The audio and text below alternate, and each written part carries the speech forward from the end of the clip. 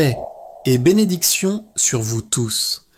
Aujourd'hui, nous allons voyager dans le temps, au tout premier jour de l'humanité, pour découvrir ensemble l'histoire fascinante de notre Père à tous, Adam, une fois qu'il fut placé sur terre, telle que nous la raconte le Coran. C'est une histoire pleine de leçons, d'amour, de repentir et d'espoir. Alors installez-vous confortablement et ouvrons nos cœurs à ce récit fondateur. Après avoir quitté le paradis, Adam et Ève se retrouvèrent sur une nouvelle planète, la Terre. Imaginez leurs sentiments. Un monde vaste, inconnu, à la fois magnifique et intimidant. Le Coran ne précise pas l'endroit exact de leur descente, mais la tradition nous dit qu'ils étaient séparés. Imaginez leur solitude, leurs regrets, mais aussi la miséricorde divine qui ne les a jamais abandonnés. C'est dans cette épreuve qu'Adam reçut de son Seigneur des paroles de repentir. C'est un moment clé. Dieu, dans sa sagesse infinie, n'a pas laissé Adam seul face à sa faute.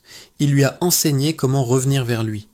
Sourate Al-Baqarah, verset 37, nous dit « Puis Adam reçut de son Seigneur des paroles, et Allah agréa son repentir. Car c'est lui, le très accueillant au repentir, le très miséricordieux. » Quelles étaient ces paroles? Les savants expliquent qu'il s'agissait d'une prière de supplication, un appel sincère du cœur.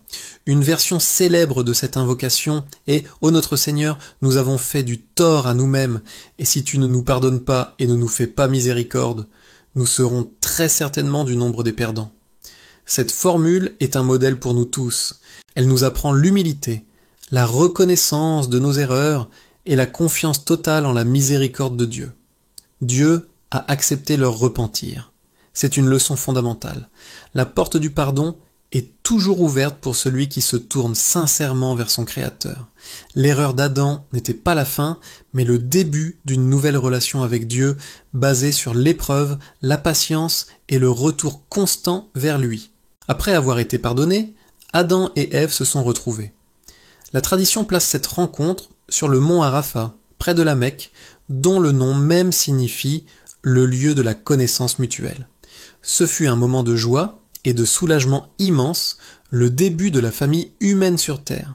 Leur mission commençait alors, peupler la Terre et y vivre en tant que représentants ou califes de Dieu. Ce n'était pas une punition, mais une responsabilité.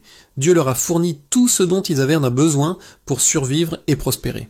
Il leur a enseigné les bases de la civilisation, comment se nourrir, se vêtir, construire un abri.